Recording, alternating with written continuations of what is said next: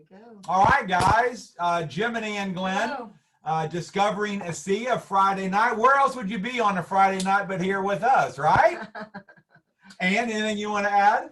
Well, we're just happy to have everyone. Looks like we have at least 140 or so coming on. I know more will be coming on. And it's just fun to get this roundtable discussion with these three young people that have had some great success the last number of years. So we'll just start with that. And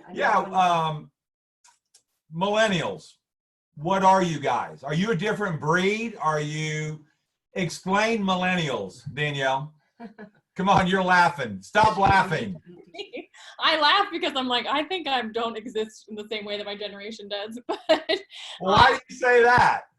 Well, I think honestly, Jim, it's because of the accident I was in when I was 23. Like, it kind of took my life on a different track and gave me a different perspective. I feel like emotionally I accelerated through a lot faster than some of other people my age. So, but the millennial generation, I will say, for a lot of my friends, you know, a lot of us have been looking for and wanting, like in our work, a lot more flexibility. Like, a lot of my friends, kind of the key that they want is time freedom and to be able to have a purpose in their life and to make their life like fun to live and also impactful. You know, we love to travel. We are not doing things, I'd say, the typical way, right? A lot of my friends are not married. I'm 31 years old. We are kind of living differently. We haven't bought houses. You know, we're kind of renting longer than others do. And it's an interesting kind of way that our generation is kind of coming through, you know, the beginnings of adulthood. Let me ask a silly question, Jackie. Why do you think that is, if you agree with what Danielle said? Why is that you guys live? Because I think we all maybe at that age maybe live like that, but anything you want to add to that? Yeah, I just knew that there was a better life. As Alan Noble says, I was psychologically unemployable. I wanted to make a big impact in the world, but I still was craving that freedom, both time and financial freedom, and knew that there was a better way than a 9-to-5 job, basically. So now, Jake, you're kind of the new kid on the block. I had a little bit of time with you last night, and I was frankly fascinated with your story. Can you share a little bit what you think millennials are, or do you see yourself, because you maybe and Danielle kind of have a different spin on this, it sounds like. Yeah, a little bit. I mean, I would say my generation, my grade, I graduated in 2007. We were the last kind of generation that still played outside as kids. We didn't have cell phones, tablets, and stuff. So I would say my friends and I, we're kind of still old school, but we understand people that are under 30, how they operate and so forth. What's really helped me be successful is my parents taught me delayed gratification. You got to work hard to earn something, because we immigrated from Europe when we were very young. You know, we started essentially North America with zero. So they always taught us good work ethic, discipline, great delayed gratification, which I kind of applied to network marketing, which is, you know, it's fair for everyone that gets started. You can be successful than people that were in 1 year, 5 years, even 10 years before you. So that's why I love the industry. And yeah, I don't feel really like a millennium. I'm kind of like an old soul. Tell us a little bit of your story, Jake. A little bit about who you are, how you had a pretty amazing career, which is rather remarkable, frankly, at your young age. Tell us a little bit about that, please. Sure, yeah, absolutely. So kind of finishing off high school, I wanted to either become a lawyer or police officer. That was kind of my goal. So once I went off to college and university, I studied hard, I finished school, and then there was the Vancouver 2010 Olympics that took place in Canada, and some of my friends that didn't go to college, university started to make really good money in construction. So I actually got into construction right out of school. So I kind of pissed off my parents and I said, I'm going as an entrepreneur. And they were really, really disappointed. And one of my clients actually introduced me to a company. You know, she had me on her name list as the contractor, and she set up, you know, we had a painting, renovation, and wallpaper business. And in one of the rooms, she set up all the products, and I kind of asked her, hey, what's this? You know, are you going to move it? Because we're going to have to charge you because we cannot prepare the work. And he's like, no, we have to share with you. what this is about. And she said, you know, you can earn money from home. It's really easy. So she invited me to a meeting, and I said, you know, residual income sounds like a great idea. They didn't teach this in school. So I tried, I would say I tried that. I went to some of the events. I was just over 20. And I had to say that I was the youngest. Everyone was a lot older than me. And I brought some of my friends, and they laughed. So I quickly became part of the NFL club, No Friends Left club. Oh. You know, trying that business wasn't really successful. And then from then, as that company, some of the people I met there tried to recruit me for other different things. And then I would say my first home run was in 2012 with a company. My dad was getting a haircut. The lady recruited him into a business. He couldn't escape the sales pitch. And he told me about it, and I did my due diligence. And I said, you know what, I think this is a great business. And with that company, we did really well. I was not only working in the field, but I was also on the corporate side as well. So I traveled Europe, North America, Asia. So made a lot of money, spent a lot of money. I wish I was more financially educated because I had a lot of success very quickly. So my mentors motivated me, maybe not the best way I wanted to, but I kind of learned a lot about, you know, who I am, what success is about, how to mentor people, help people. And then that company kind of changed its ways, and I went into a new business a couple years later. And same thing, that company changed the comp plan, made it all different. So I decided in 2017, I'm going to go back into traditional business.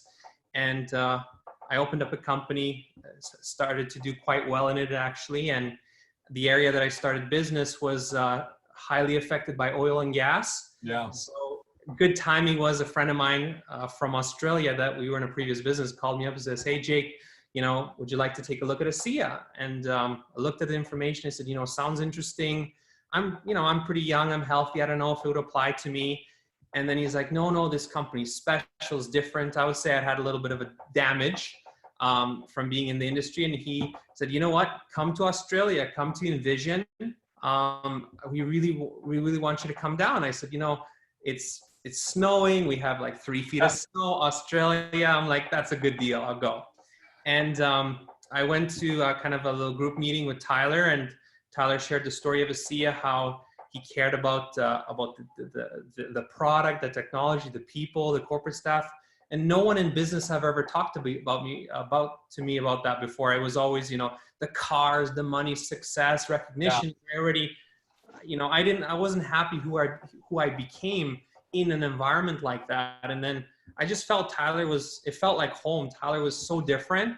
And then going through the Envision event, I saw hundreds of people that swore by this product, the technology. They've been there, you know, many years as even just customers, let alone, you know, as associates, as business partners. And, you know, I came back to Canada, started working, you know, very hard. We achieved a lot of success. I had some challenges in my business that I still had, and some personal things, but I think as 2020 is now happening and as our team is getting engaged, I'm very excited for the future. So I would say, you know, I'm an old soul. I feel a lot older than 30, but I've had a lot of success. I got to travel, and now I'm just happy that network marketing chose me again in a really good company that's going to be here for a long time. So. Okay, now there's something I want to talk about with all three of you, and it's not, and don't let me forget it, but it's the NFL, the No Friends Left. I want to talk about that in a minute, but not yet.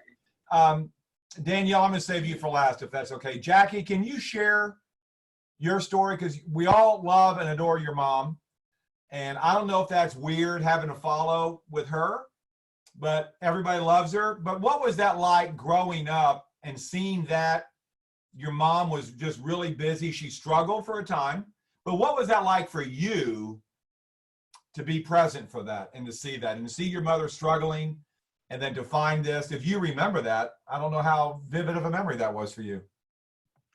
Sure. You know, she never told me exactly how bad it really was. But I literally saw her on the phone 24/7. And I told her, I said, I don't want a job that puts me on the phone 24/7. And she goes, yep, but I'm doing this now, so I don't have to worry about the future, basically. So I would just see her literally, like I said, 24/7 on the phone, making these phone calls, making these follow-ups, sending videos. She was working her butt off, and now I know why. So, you put in the work to get, as we're talking about this, time and financial freedom in the future. And so I put my nose up to this for 7 years. I told my mom I would never do this, but here I am today, because when I was growing up, I always wanted to be on TV. And so I became a news reporter, and I moved out to Casper, Wyoming. And I was a news reporter / anchor there. And I loved it. I loved being recognized and making people's stories and having it air and people thanking me for what a good job I did on the television. But just the lifestyle of a news reporter was just not for me. I was, having to get up early in the morning just to report about snow, or I was, working on weekends, or I was working on every holiday. And I just said, this is not the life I want, especially when I do want to have a family one day. And so long story short, my story goes that when I was getting out of being a news reporter, I wrote a comment on Facebook in search of a life coach. And Marion Struble, who's another ASEA associate, very well known also, reached out to me and just said, Jackie, I'd love to talk to you. And I said, sure. So we got on the phone, and she basically asked me what I looked for in the perfect job. And that's where I said, I don't want a 9-to-5. I don't want to work in a cubicle. I want to be my own boss, and I want to help people in a big, big way. And she laughed and said, you might not want to hear this, but you might want to talk to your mom. And I just rolled my eyes again. And I said, I don't know. And that's where my mom introduced me to Danielle and Alyssa Favreau, and the wheels started turning. But it wasn't until I went to the 2017 convention where I got to see the big picture. I got to see the science. I got to meet people around the world and hear their stories and testimonials of how this has impacted their lives. I got to meet the founders, as Jake said. And I just knew I was in the right time at the right place. And it was the best 3 to 4 days of my life. And I totally mean that. So it was definitely a shift in my life. And that's where I knew I wanted to do ASEA for the rest of my life. So I'm sure that has to thrill your mother to no end, because I think that's something we all would aspire to have your children be a part of this. But a lot of times people don't have that in this industry. And Danielle, I know you're extremely blessed.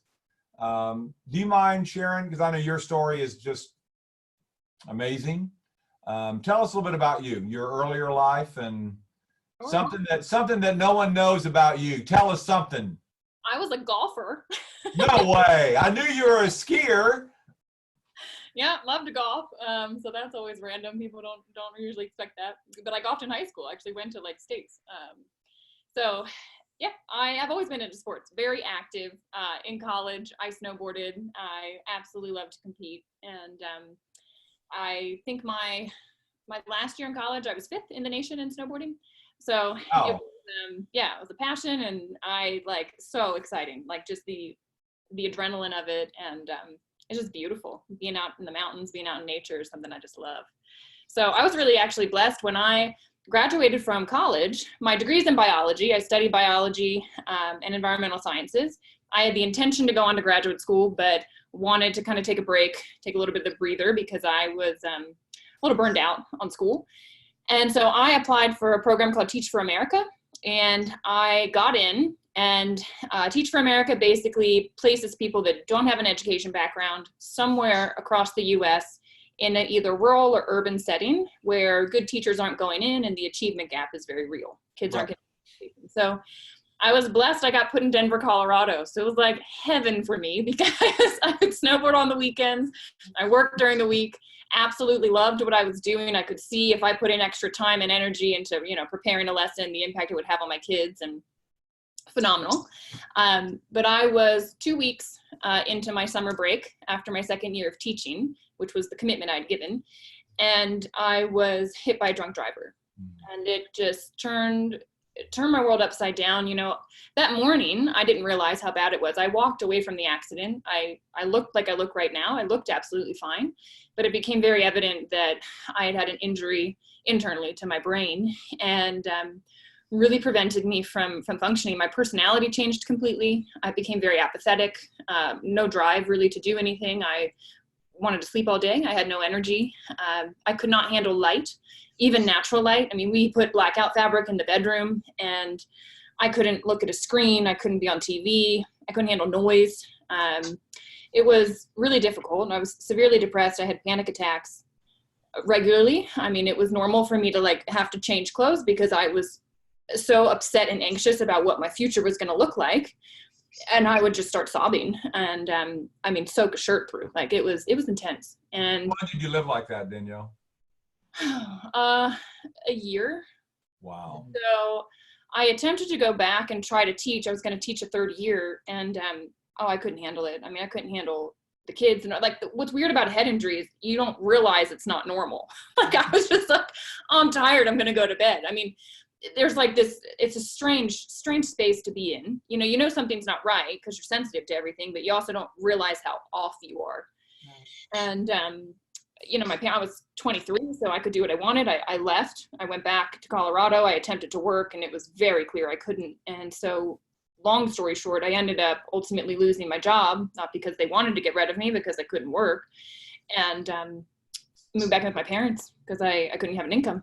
And we didn't know how long it would take. My doctor said, a month, and then they said 3 months, and then they said 6 months, and then at a year, I remember vividly sitting in with my neurologist, and he said, look, Danielle, your body's done the healing that it's going to do, and this is just your new normal, and you need to start adjusting your life around it.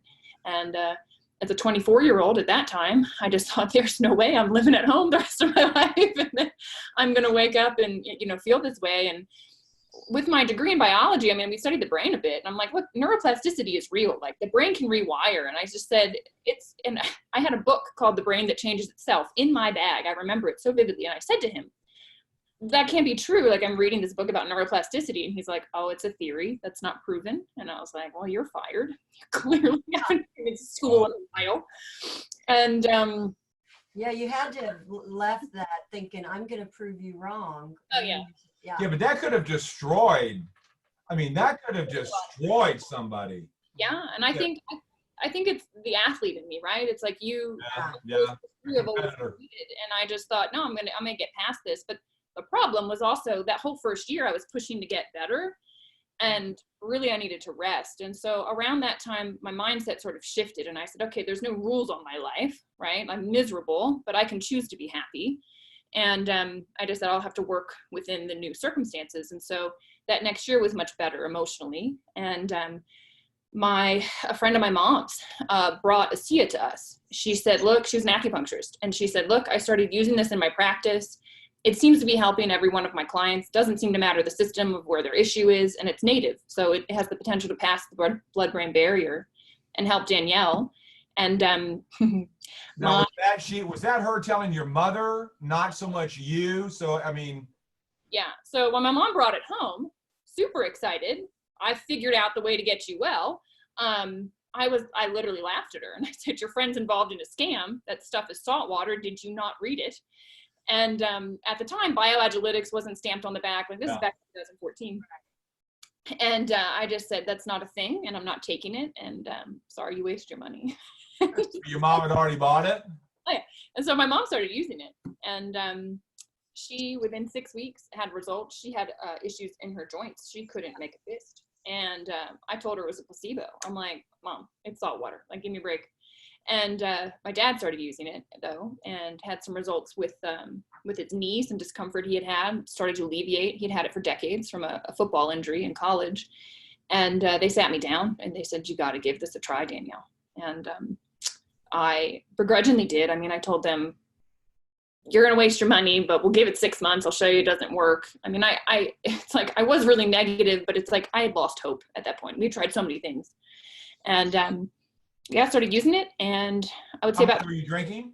8 ounces. I was drinking 8 ounces a day. I drank a bottle the first day, like half the bottle, and then the next morning, the next half, and then 8 ounces a day.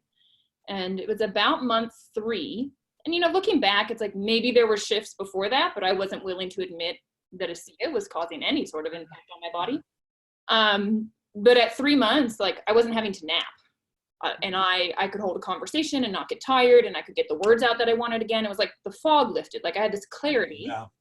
And the discomfort that had been in my head since the day of my accident stopped just all of a sudden. And 3 months? Yep. Wow. It was unreal. Thank God you stuck with it for the 3. It's thanks to my parents. It is no thanks to me. I'm telling you. You gave an original 6-month commitment though, girl, so. That's true. And like you say at the end of the video, we all know you almost turned your back on it. You almost didn't listen. You almost blew this off. What if you didn't do it? Yeah. Where would you be? Wow, that's got to send shudders through your body to know you almost missed it. I missed it. But it's like, it's such a blessing. I find that ASEA seems to find people when they need it. Now that I am 5 years from there, you know, I decided to start sharing it with people, which was another whole evolution. But it has been amazing to watch this enter people's life, the product, when they need it. And now watching the business right now, given what's going on in the world and so many people scared and needing a plan B, it's been amazing to watch this reach the right people that need that. It's exactly. Just, there's, I don't know, divine guidance or something with this company. It's a incredible thing to witness. Yeah, it meets both needs. It meets the physical and it meets the financial. You know, Jake, if you don't mind real quick, there's a lot of people watching this that probably honestly have no clue what the heck we're talking about. Would you mind sharing in your way, and then Jackie and then Danielle, Jake, how do you share this with someone brand new that's listening right now that really doesn't know what the heck we're talking about? Absolutely. So I always mention that, you know, I've discovered a new technology that's just coming into the marketplace. Would love your opinion on it. You know, it has helped me personally. It helps some people that I know. You know, give it a look. I really want to hear your thoughts on it.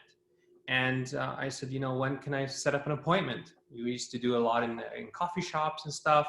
But, with Zoom, I make sure I set up the appointment. I don't get into all the details. You know, I study psychology, and there's only so much interaction you can have on the phone. Like you don't know their body language. You don't know really how they're feeling. You know, you can hide behind the phone. A text is even lazier. Like you can, you know, texting is, you know, you don't really know what's going on. So I want to make sure that I have the best chance possible to show them how much I believe in the product, my emotional conviction with it. So I try to get them, you know, in person or now thing. And then I show them the business overview. I go over probably on 30 minutes, just showing the slides from Alan Noble, you know, and what was really powerful when I first got started, especially, I always ask the prospect, well, how do you learn? Do you want to see a napkin presentation? Do you want to see a PowerPoint, maybe a video? How do you learn? And when you kind of give it back on them, they think, wow, this person actually, you know, genuinely cares. They want me to really understand this because they care. So actually my biggest success really quickly was teaching people how to present ASEA without any technology. Because if you can go over a napkin presentation without technology, your three-way calls are sharper. You can answer questions. You can talk to people in the line at Starbucks or in the grocery store. Like you're way sharper because in today's world, we don't remember facts. We don't remember phone numbers, even from our family members. So we got to kind of retrain that we're part of ASEA. We can actually present the business. So that's kind of been my strategies. Book the appointment and then see what can I do better. Maybe the invitation needs to be stronger, maybe my presentation, maybe my follow-up. So I'm quite analytical and introverted, but I learned that if I apply myself in business, if I'm extroverted, I can be successful. So that's kind of how I share ASEA. Thank you, Jake. Yeah.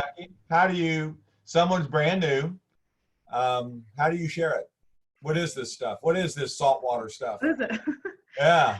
So I literally just hold up the bottle and I say, I market a cellular regeneration product.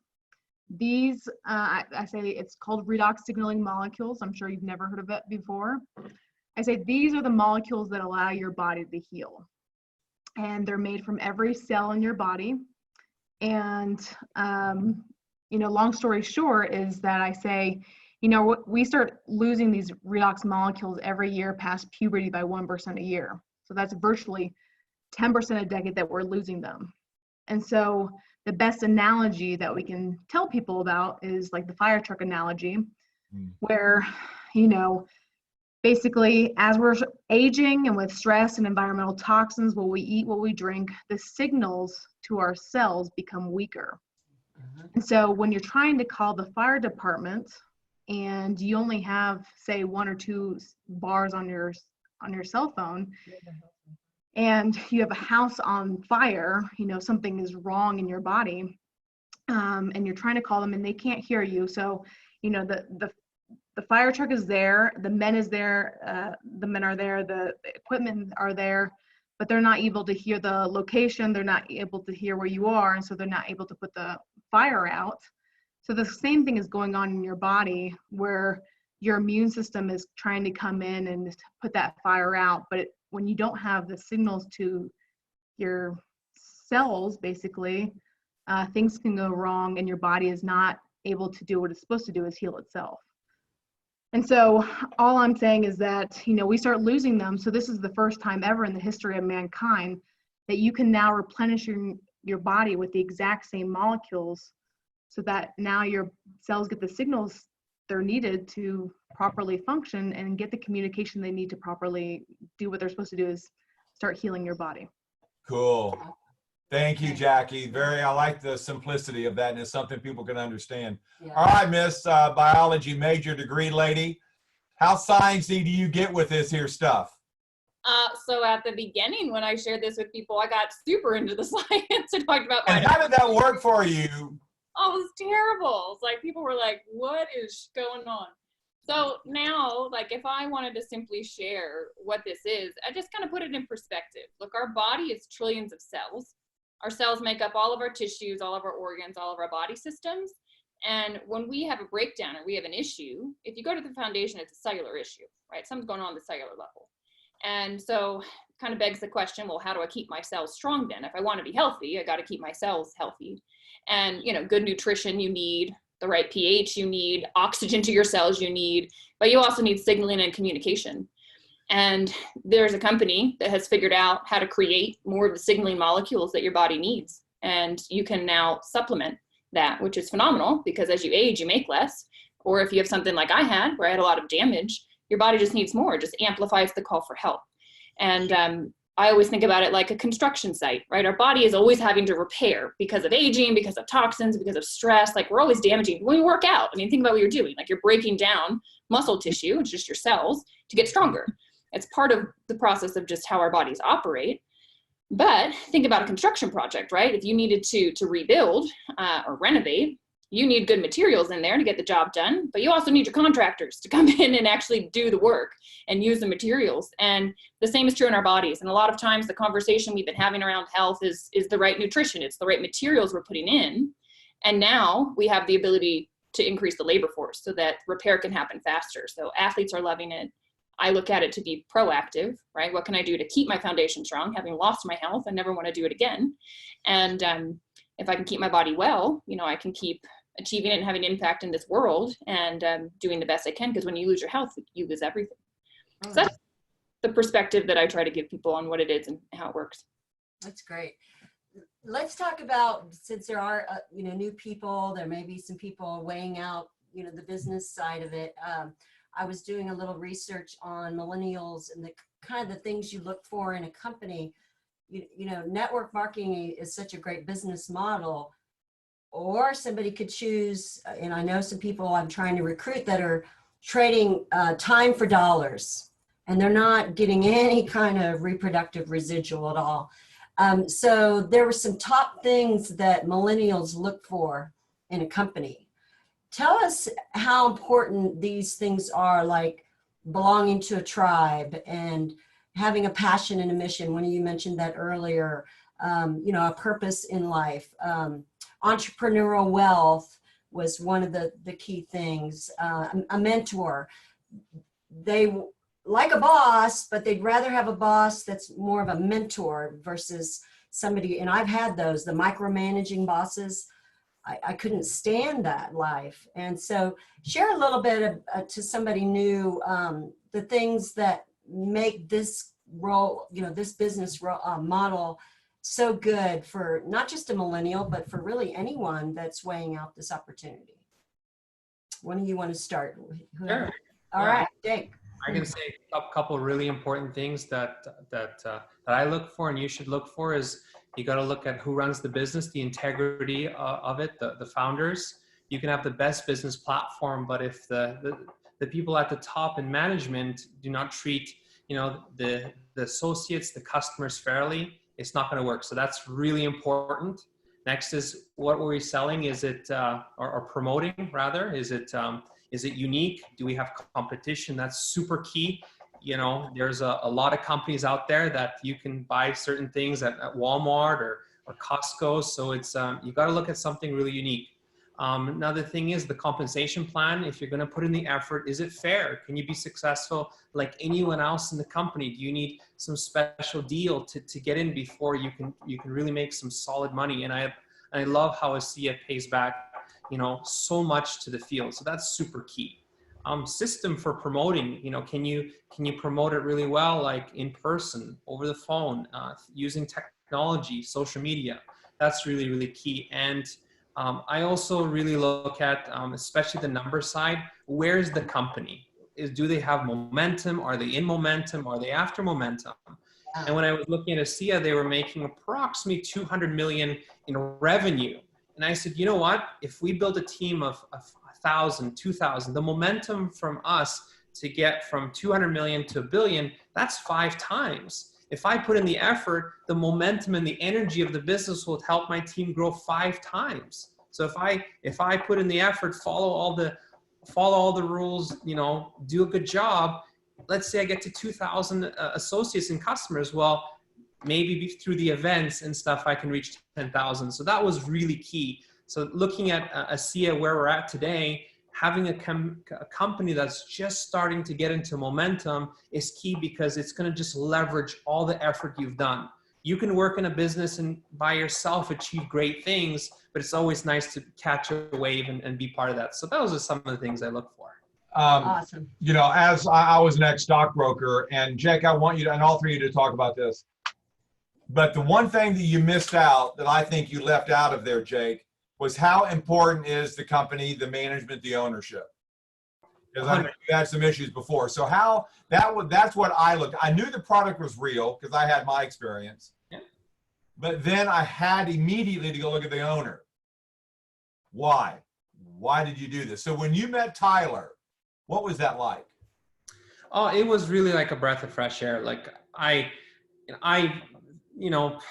how do I explain this? I thought I've given up on the industry a little bit. I really have. I did really well, made really good money together with a lot of people I really liked, but I was let down.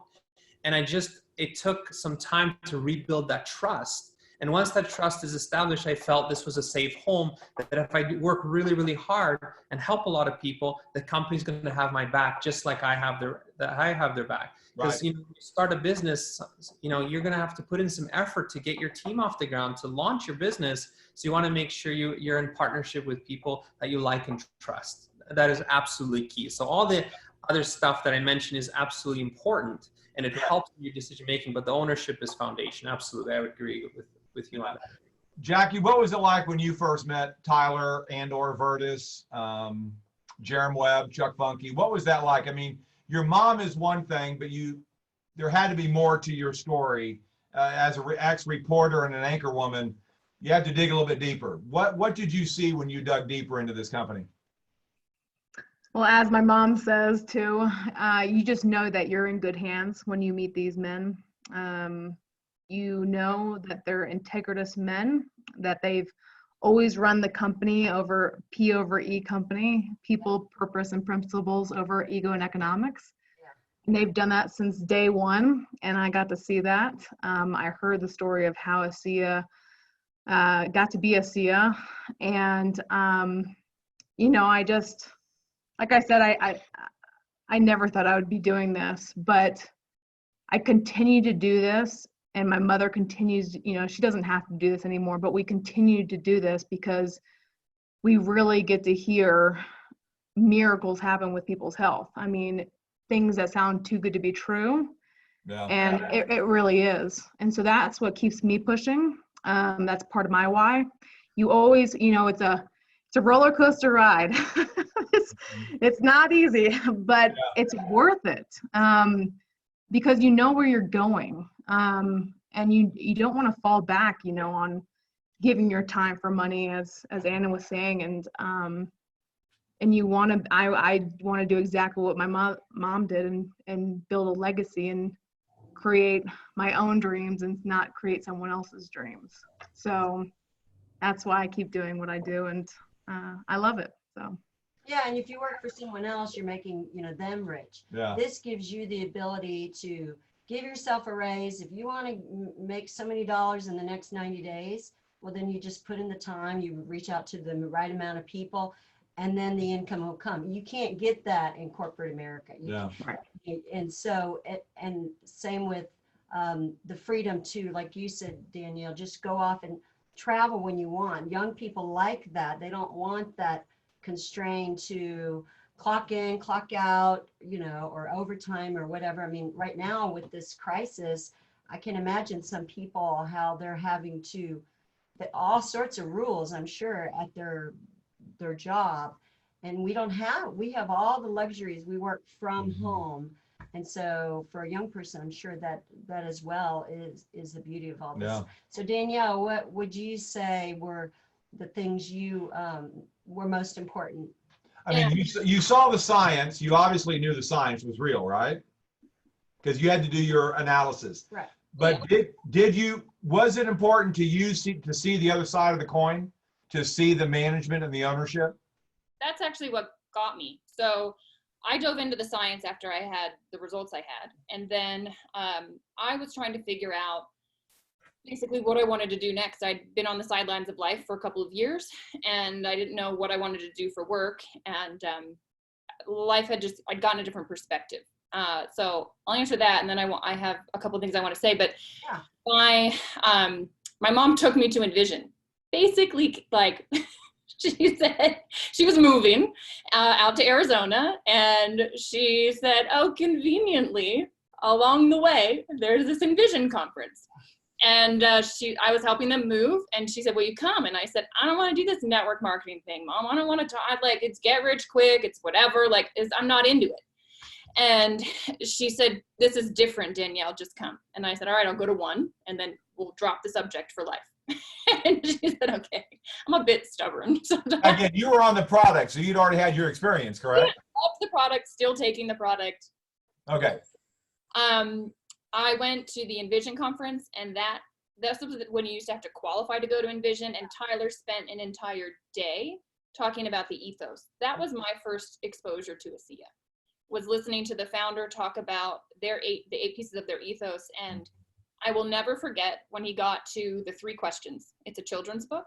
And wonderful. Basically, in sharing it, you know, he was sharing, look, this philosophy that we utilize in our life and that we want to teach you to be able to do in your life outside of business, just in your life with your relationships and in your business.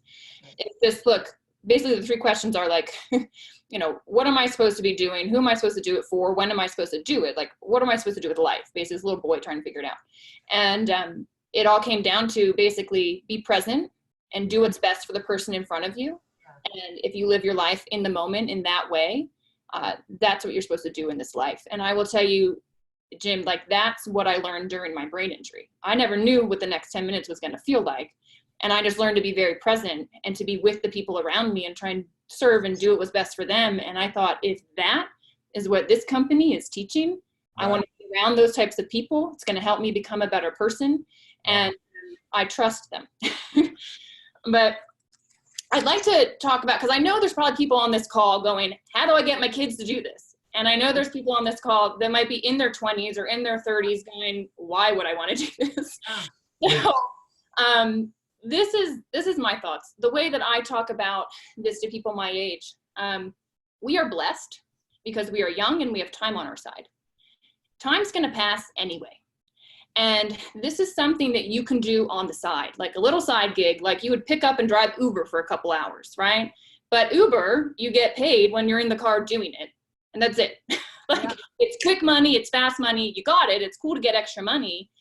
But I can show you a way that you can create leveraged income. By spending the same amount of time that you would have spent driving Uber, I can show you how, rather than those 5 hours equaling X amount of dollars, I can show you how to work 5 hours, have another friend work 5 hours, have another friend work 5 hours. You can get 20 people working 5 hours. Now there's 105 hours Right. you have the potential to earn on. That's leveraged income. And that is income that you work now. And like me, for example, I shared ASEA with somebody back in 2015.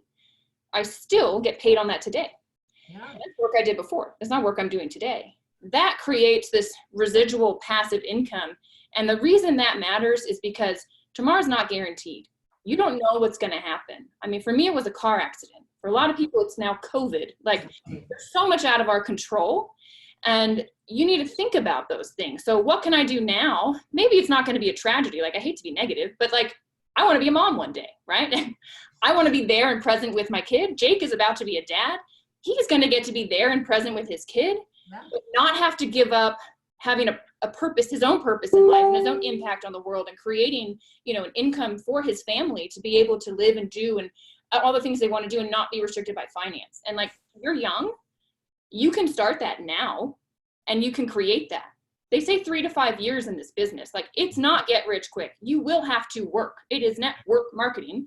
But if you have the skill set and you just are diligent with learning it, it's simple skills, like simple skills to do this.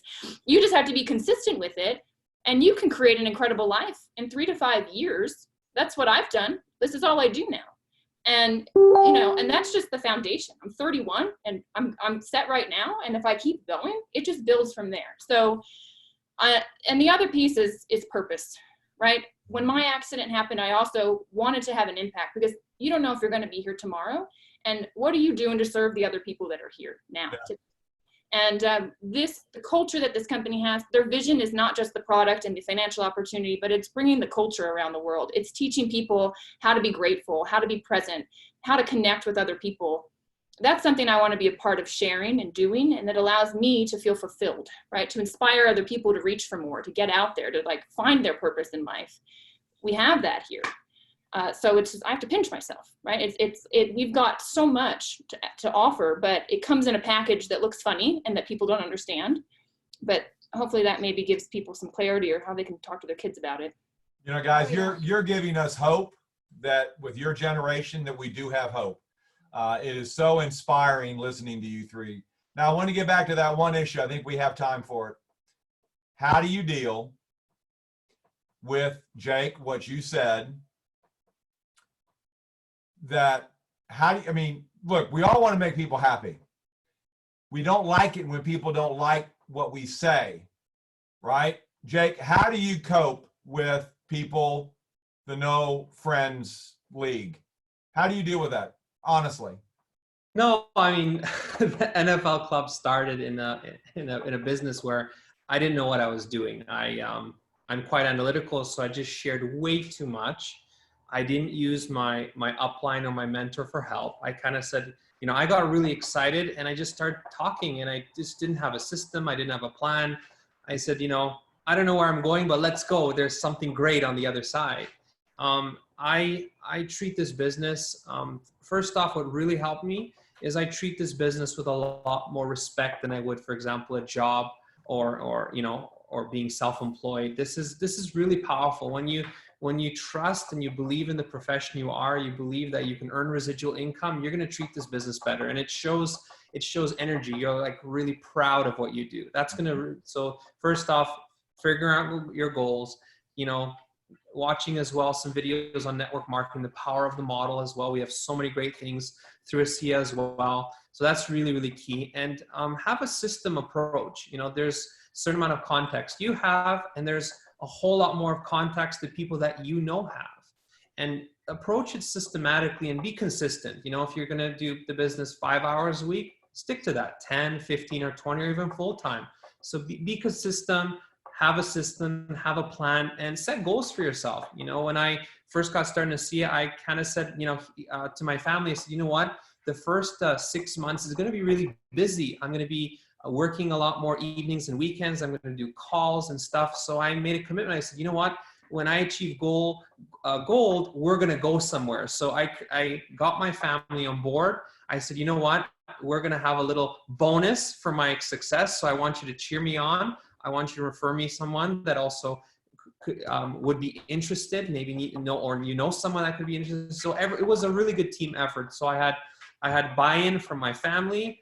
I made a plan of what I wanted to do, and we just started consistently working. And this is when I had a large business at the same time. We had a store, we had a warehouse, we had an online shop, web shop, and whenever I could, I did meetings at my store. So I had various different shareholders as well. So I put a little cardboard on the camera, and I was doing ASEA meetings when there was no one at our store. So you do what you can to make it work. And if you have a dream, if you have a goal and follow a system, you can absolutely do it. And also, don't be so hard on yourself. To learn a new profession, it takes time. You're going to make mistakes. You're going to sometimes fail, have little stumbling blocks. But if you learn from that, if you approach it and kind of analyze what you're doing, you can be very successful. And I believe that there's no other business that's safer and better to invest your time in than ASEA. Yeah, and that's the beauty of this, is that you can fit it into the cracks of the day. Right. You could do 20 minutes. Absolutely, yeah. Jackie, your mom she literally only had 20 minutes every night after working all day. And so that's what's so neat about this, is you can just decide what you want to put into it, and that's what you'll develop in growth. So that's great. Jackie, do you have any cap on your income here, like you would if you were working at a major corporation, and you kind of go in and the chairman of the board makes the most money, or the CEO, and then everybody below them is capped? Are you capped here? Or a reporter, I mean, what would you have made with that? Tops. I mean, could you go in there and say, by God, I demand to be paid? If I do more and more reports, I want to get paid higher and higher and higher. I mean, can you make those kind of demands? And what about here? Absolutely not. No, there's no cap with network marketing. It's totally up to you. As a reporter in Casper, Wyoming, I was making a little over $10 an hour. So I wasn't living off much. Wow. But the beauty of network marketing is it's all dependent of you and what you put into it. And so, it's like you work smarter, not harder. Right. So you have to, see what your time is, what you're putting in your time, basically. And is this, getting me from point A to B? Is it the most that I can use with my time? And so,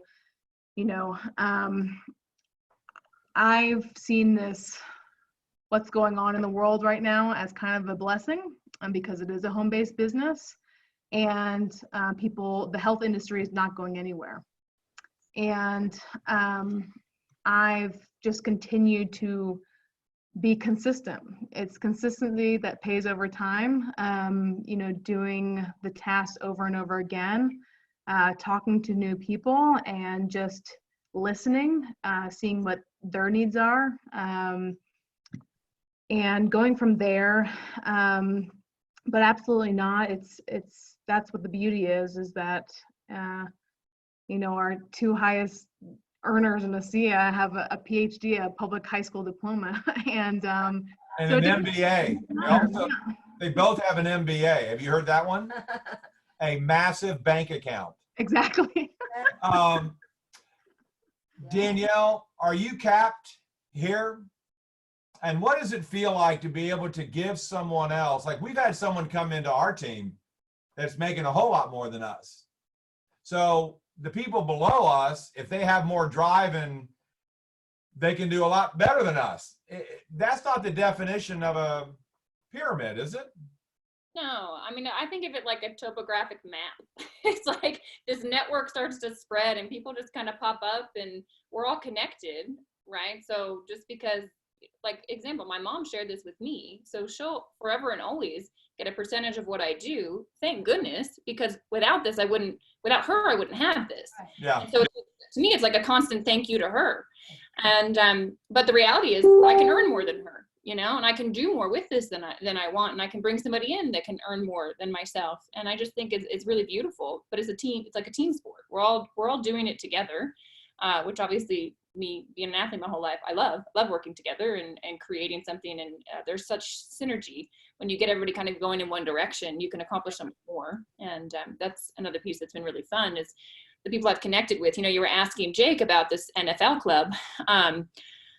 It's interesting for me, you know, my friends at the beginning were like, oh, kind of like that's cute, like she's doing that, you know, it helped her, whatever. And then when I started going full time with it, and like, no, this is what I'm going to do. I'm working these other jobs to like make money now, but like, this is what I'm doing.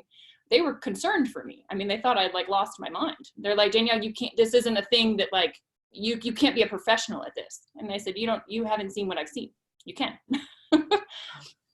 How did you deal with that though, Danielle? I mean, you got to have a degree of stick-to-itiveness, and I think that's where athletics does come into play. Yeah. And I bet you still want to beat your mom, right? You want to kind of surpass her, just like I know Jackie does with Debbie. But seriously, how did you deal with that? I mean, it was rough. I mean, at the beginning, like I got into arguments, and I couldn't figure out why my friends were trying to hold me back. And I just realized, like, you kind of, when you make a decision to change and you make a decision to grow, it causes other people to have to self-reflect a little bit. And if they're not ready to, or, you know, can't see what you see, it creates friction, because you're now not on this, that you're trying to kind of break away. And yeah, I mean, I lost some friends, I'll be honest. Like I don't have the same connection point, because I've grown. Like there's a lot of personal development that happens in this, which I love, because that'll come with me wherever I go next. Exactly.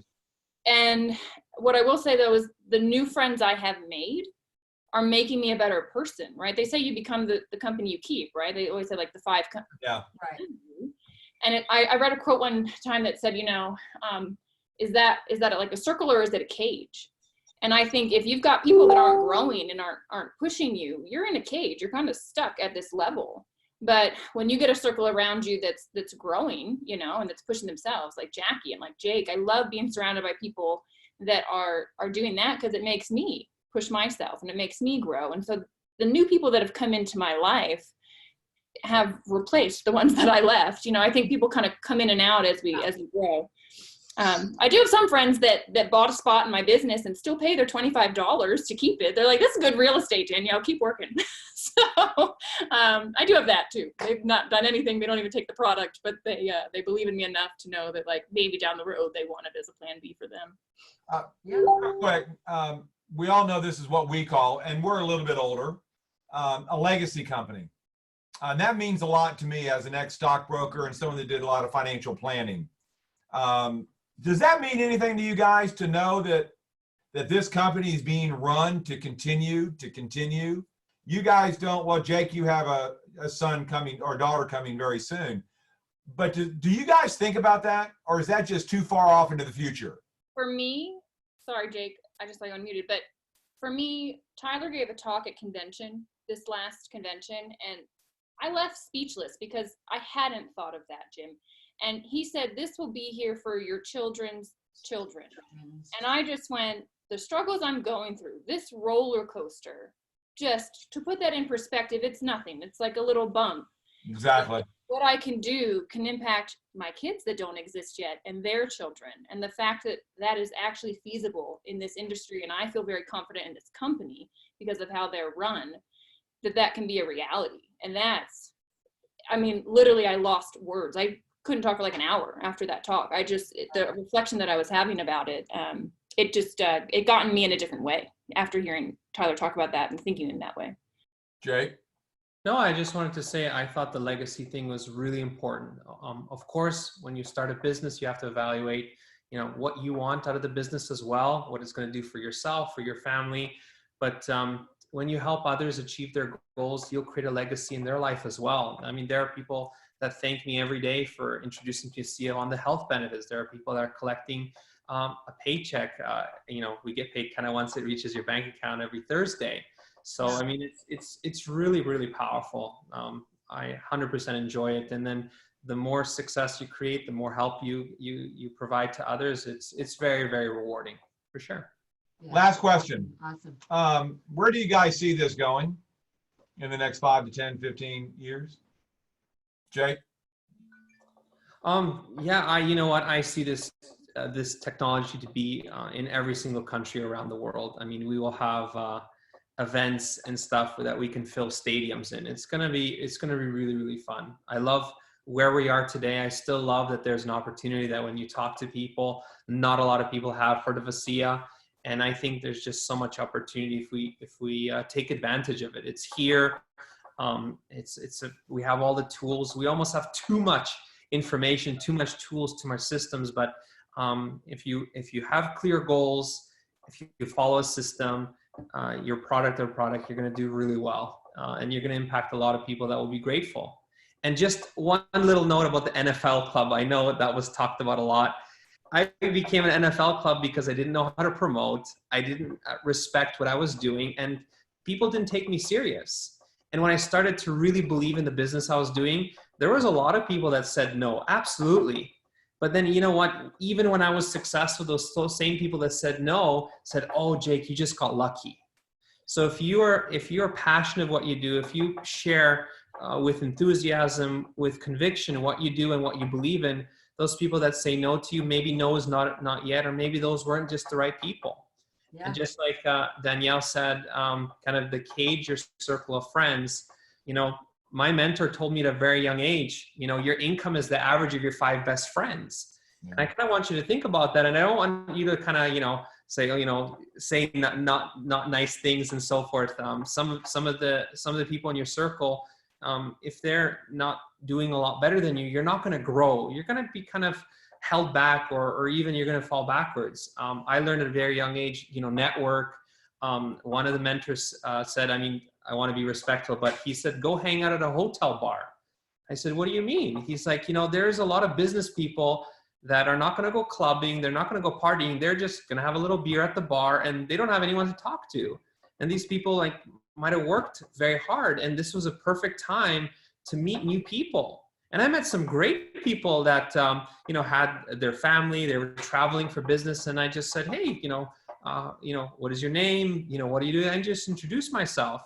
And I developed some great relationships with the business people that were a lot older than me, just by hanging out at a hotel bar, for example, because I didn't know many people, and most of my friends were making, 10, 12 bucks an hour. I said, where do I meet business people respectfully that I can have their attention for maybe 10, 15 minutes? And that worked out. I met some phenomenal business people that we made, high 6 figures with, just because they had a tough week. They said, you're young. Why are you here? I'll listen to you, and the rest is history. So You can be super creative to be successful. Thank you, Jake. That's awesome. Jackie, where do you see your future going? I mean, how does that make you feel to know that you're on the right track? I couldn't imagine feeling that when I was 30, but I feel blessed that I have it at my age now. But what does that make you feel like when you're so young and you've got everything ahead of you with an amazing opportunity? Yeah, it really is. That's what I think of. I think of my future children, that I want to do exactly what my mother's done. When she first started, she told me, she said, I'm going to leave a legacy. And I didn't believe her. And I kind of laughed at her. And now look at what she's done. She's in her organization. She's blessed and made a difference around 30,000 lives. And I want to do the same and more. I want to make, the same kind of impact and bigger. That's the reason I wanted to be on TV, is because I wanted to be like an Oprah and just make a big impact on a lot of people. And so now I can do this, but create the life of my dreams. And so I don't see ASEA going anywhere. I hope it changes the medical industry. And, I hope people just start becoming more and more awakened, basically. different than what they're used to, basically. All right, Danielle, wrap it up, girl. Oh man. No pressure. Yeah, right. Well, for me, I think redox will be a household name, and it'll be something that people will be having conversations about and they'll understand. And it's kind of fun to be part of something that's at the beginning, right? I remember when Uber came out, let's talk about that again, but I remember a friend of mine, I was flying back into Denver and I said, "Can you pick me up?" He said, "No, get an Uber." And I said, "I'm sorry, you want me to get into a stranger's car?" "No." And he was like, "What are you talking about?" I didn't get it, right? I don't think I downloaded the Uber app for like years after that. And I was kind of on the edge of that. And it's really exciting to be part of something at the very beginning and to understand, to have seen personally this impact my health, to have watched it impact hundreds, and to know we're going to impact millions is it's humbling. And I can't wait to attract even more bright people to this business and to be able to grow together and have an impact and shift this world. I think it's beyond health. I think it's beyond financial. Like I said, I think the cultural piece is huge. I think that there is hope, and you can find it here. And I think the world needs that right now, and they're looking for it. And I feel really blessed that we have it. And I'm very grateful that Jackie and Jake and yourselves are out there kind of spreading the word. And the reality is there's not enough people doing what we do. And we need you. We need stewards of this technology and this company. And we want to lock arms with you, and we want to do this together. ASEA is one big family. We work together around the world. And if you want to be a part of that, we would love to have you. Yeah, that's the beauty of this being, it's collaborative business.